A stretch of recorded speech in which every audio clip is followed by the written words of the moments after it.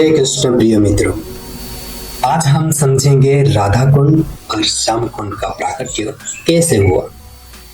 चलिए हम उन दिव्य लीला में प्रवेश करते हैं। एक बार कंस ने एक असुर को ब्रज में भेजा जिसका नाम था अरिष्टासुर।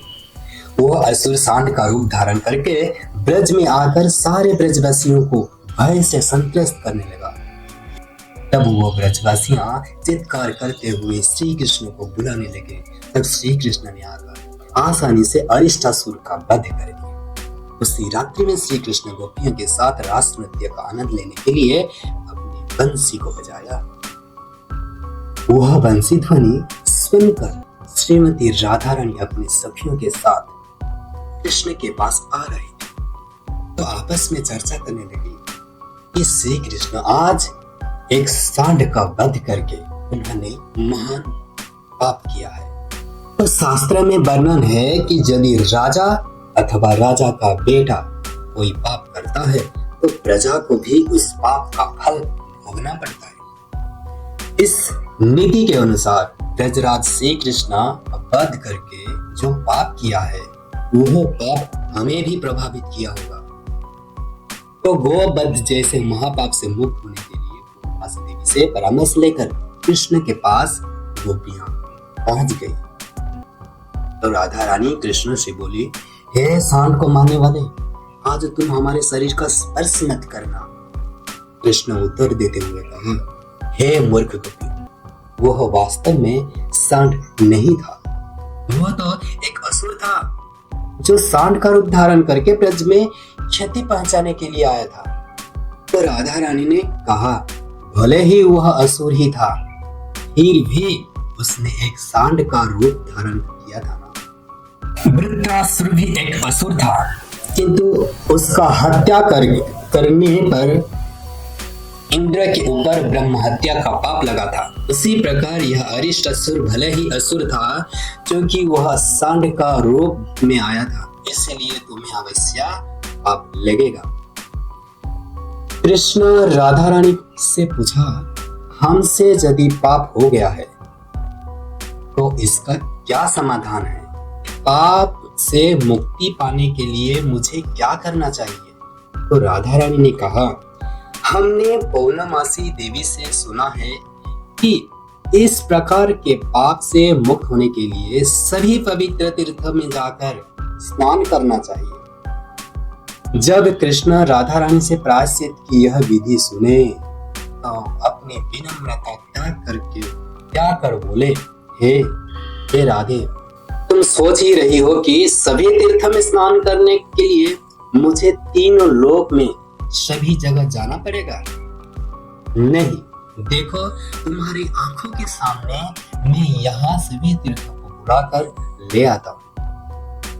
इसके बाद श्री कृष्ण अपनी बाएं अंडी से पृथ्वी पर पदाघात करके एक कुंड बना दिया।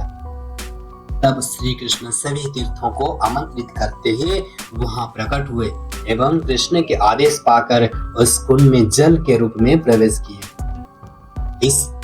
उस कुंड के जल में स्नान करने के बाद कृष्ण राधा रानी एवं उनके सखियों से बोले, अब मैं इस कुंड के जल में स्नान कर पाप मुक्त हो गया है और आप लोग भी ब्रज के नागरिक होने के कारण तुम सभी पाप से दूषित हो।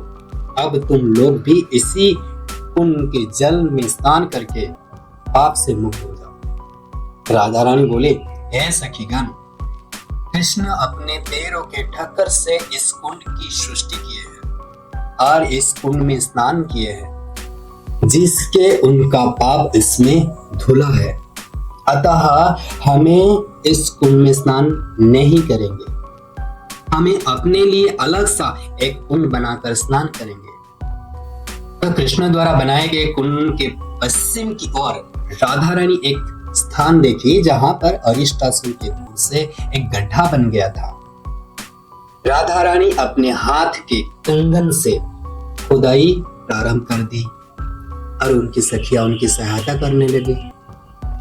वहां इतनी गोपियां थी कि कम समय में एक बड़ा कुंड तैयार हो गया। कृष्ण राधा रानी से कहा, तुमने बहुत बड़ा कुंड बनाया है, लेकिन जल के विहीन कुंड में तुम कैसे स्नान करोगे? कृष्ण के मुख से ऐसे बात सुनकर राधा रानी ने कहा, मैं अपने सखियों की सहायता से मानसी गंगा से जल लाकर हमारे कुंड में जल भरकर स्नान करेगी। श्री कृष्ण ने सोचा, मानसी गंगा से जल लाकर यहाँ जल भरना बहुत ही बड़ी कठिन कार्य है। इसीलिए उन्होंने सभी तीर्थों को श्री राधिका के निकट जाकर सेवा करने का निर्देश दिया। तत्काल ही सभी तीर्थगण अपने अपने स्वरूप में प्रकट होकर श्रीमती राधा रानी के सामने जाकर प्रणाम करने लगे। उन्होंने प्रार्थना करते हुए कहा, हे देवी, हमारे ऊपर अपनी कृपापूर्ण दृष्टि डालकर हमें स्वीकार कीजिए। अपने इस कुंड में हमें सर्वदा रहने दीजिए, जिससे हमें कृष्ण के साथ आपकी माधुर्यपूर्ण लीला का दर्शन प्राप्त हो सके। इस प्रकार हमारी सभी इच्छाएं पूर्ण हो। तो श्रीमती मूर्तिमान तीर्थों की ऐसी प्रार्थनाएं सुनकर श्रीमती राधा रानी कृष्ण की ओर देखकर मुस्कुराई। फिर उन्होंने बोला, हे तीर्थ, मैं तुम्हारी प्रार्थना से बहुत प्रसन्न हूँ। अब तुम लोग अपनी इच्छा अनुसार मेरे कुंड में प्रवेश कर सकते हो। श्रीमती राधा रानी के इस प्रकार आदेश पाकर सभी तीर्थों ने कंगन से बनी हुई कुंड में प्रवेश किए और श्री कृष्ण अपने बंसी की सहायता से दोनों कुंड के मध्य भाग में एक छिद्र कर दिया। यह कुंड राधा रानी के कंगन से खोदा गया था, इसीलिए इसका नाम हुआ कंगन कुंड। बाद में राधा कुंड के नाम से प्रसिद्ध हो गया।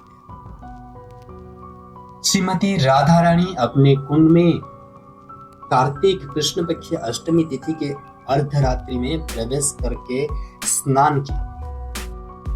उस दिन को बहुलाष्टमी भी कहते हैं। और श्री कृष्ण राधा कुंड में स्नान करके राधा रानी से, हे प्रिय, तुम्हारे द्वारा निर्मित इस कुंड में मैं प्रतिदिन स्नान करूंगा। जैसे तुम मुझे प्रिय हो, वैसे ही तुम्हारा यह कुंड मुझे अत्यंत प्रिय है।